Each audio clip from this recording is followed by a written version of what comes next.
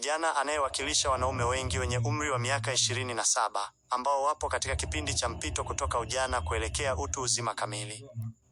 Safari ya Danieli kutoka mazoea kwenda mafanikio. Kweli kulikuwa na milima na mabonde, lakini Mungu amenitia nguvu. Nje ya chumba chake akitazama mbalamwezi. Akiwa na umri wa miaka 27, alihisi kama maisha yake yalikuwa yamekwama kwenye mduara. Kila mwaka ulianza na kuisha kwa namna ile ile, kazi ile ile, kipato kile kile na mtazamo ule ule. Lakini mwaka huu kitu fulani ndani yake kilimwambia, Danieli, huwezi kuwa na matokeo mapya kwa kufanya mambo yale yale. Aliamua kuwa mwaka huu hautakuwa wa sherehe tu, bali wa mabadiliko ya kimsingi. 1. Mabadiliko ya kiuchumi, nyanja ya fedha.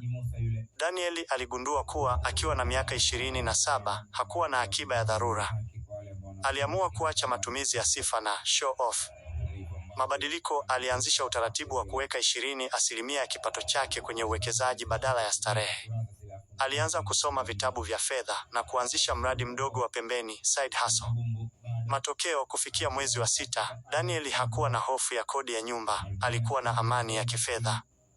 2. Mabadiliko ya kimwili na afya.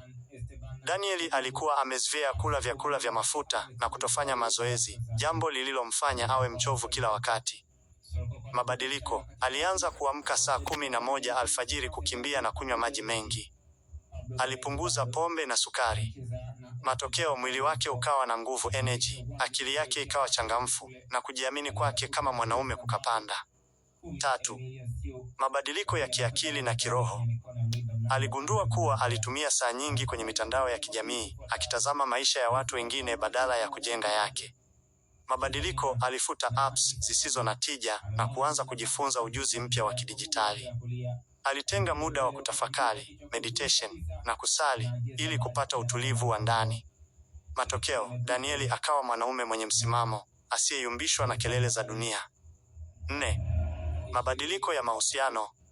Danieli alijitathmini na kuona kuwa baadhi ya marafiki zake walikuwa wakimrudisha nyuma.